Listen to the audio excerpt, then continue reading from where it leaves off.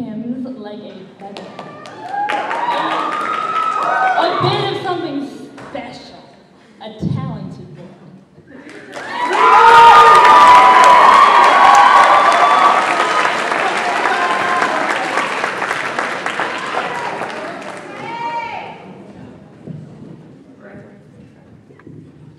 Happy birthday tomorrow, Angela.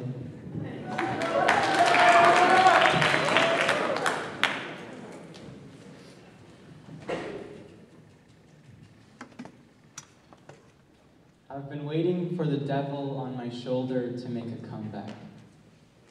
His place on my collarbones ottoman has been vacated for God only knows how long in trade of some place more comfortable, like a beach chair in Havana with a martini diluted in a water of his own creation, garnished with a fourth of lime and a paper umbrella, which is funny, because one thing that paradise and hell have in common is that it doesn't rain. I miss the heat of his stained skin on the fat of my shoulder. I miss his $80 belts, black pearl rings, Armani comb-over, first-class tickets to the ends of my toes, just to trip me in spite, the way he would shoot golf balls through my guilt, shoot polo through my grief, and invest stock in the very likely chance that I would do exactly as he whispered in my ear to do. You talk about insider trading. Try having your conscience play the numbers game against you with eyes like dollar signs. He'll outsource all the work that needs doing in my brain to my groin, from my heart to my ego, because he knows that the workers there, well, they work for cheap. And all of the houses in the neighborhoods on the ends of my ribs and in between the threads of my muscles are foreclosing faster than Caesar in the springtime, but I'll bail out my beach bum shoulder buddy because life without him is as uncertain as the exchange rate.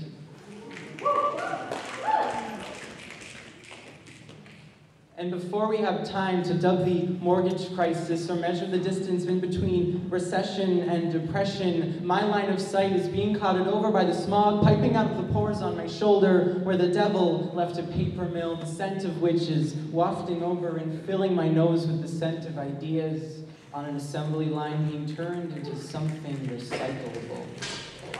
All while the devil, far from my shoulder, dips his feet in the sand.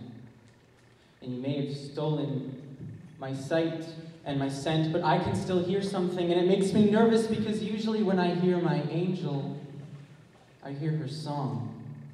But lately, all I hear is her shouts. She traded in her harp and horn for a rallying cry, bringing every soul down from heaven to occupy my arm span. My devil calls her a vagrant, but she floats over my clavicle like a goddess. She used to turn so much water into wine that it rained champagne, and the devil and I got drunk off of ourselves and our expensive spouses.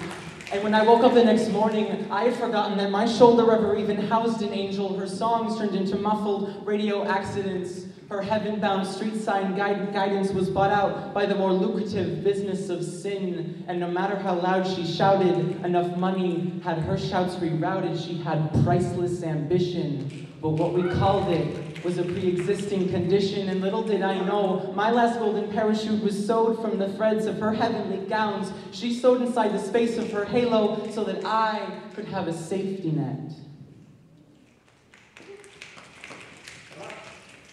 And when my business of taking raked in record profit, a new low faintly echoed as fiscal winter made an angel as naked as Eve.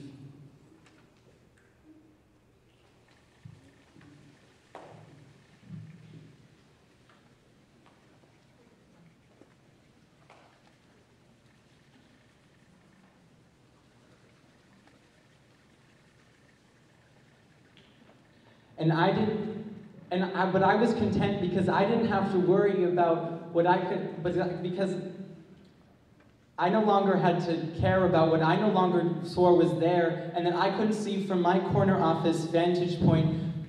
But now that my senses are failing, all I can hear is my angel wailing, and I'll hold on tight to my ears, tight like gridlock, like Carnegie Steel, like the minimum wage, until I can hear every note of her song again.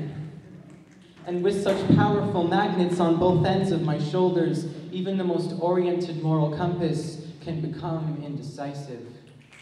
So maybe it's time I took a step in my own direction, swung a for sale sign over my back, because sometimes markets are only as bad as I make them, and I have been waiting way too long for my devil to make a comeback.